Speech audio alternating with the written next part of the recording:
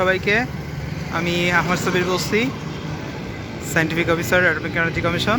যদিও বা এটা আমাদের প্রজেক্টের মধ্যে আগে ছিল, এখন নাই। এটা গভর্নমেন্ট আলাদা এটাকে প্রজেক্টই দিচ্ছে এবং এটা অ্যাটমিক এনার্জি থেকে বের করে এটা আলাদা একটা প্রতিষ্ঠান হিসেবে, প্রকল্প হিসেবে কাজ করতেছে বা ফাংশন করতেছে। যাই হোক, এইটা বেসিক্যালি পাকিস্তান পিরিয়ডেই এইটা ফার্স্ট প্রকল্প রেডি করা হয় এবং তার ধারাবাহিকতা এটা হচ্ছে মানে প্রিভিয়াস গভর্নমেন্ট এটাকে কাজ শুরু করে, এখন কমপ্লিট হয়েছে। এখন যেটা হয়েছে, এখানে 4টা রিঅ্যাক্টর আছে এই যে এখানে নিচে। এবং বেসিক্যালি এখানে মেন কোয়েশ্চেন এটা কেন এখানে করা হয়েছে, এই যে পদ্মা নদী, এই পদ্মা নদীটার এখানে প্রচণ্ড স্রোত আছে।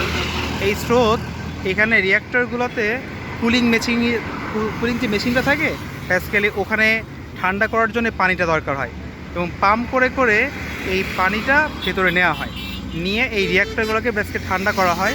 তো ওই টাইমে সার্ভে করে এটাকে একটা বেস্ট জায়গা হিসেবে পাওয়া যায় এবং যার প্রেক্ষাপটে মূলত এই রূপপুর অ্যাটমিক যেই জায়গাটা কাজটা এখানে ঠিক করে এবং এখানে কাজটা শুরু করা হয়। যদিও বা এখানে পানির দ্রাব্যতা অনেক কম এখন, কিন্তু ওই সময় যেহেতু এটা ঠিক করা ছিল, পরবর্তীতে আর কি এখানেই করছে।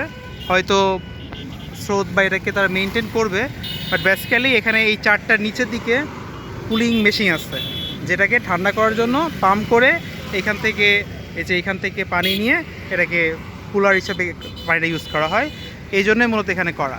এবং 4টা মেইন রিঅ্যাক্টর, আর ওখানে 2টা ভেসেল আছে যেখানে কারেন্ট ফাংশন করে করা হয়, আর ওখানে কিছু কারেন্ট জমা করে। এবং 2টা বেসিক্যালি জাতীয় গ্রিডে যোগ করছে।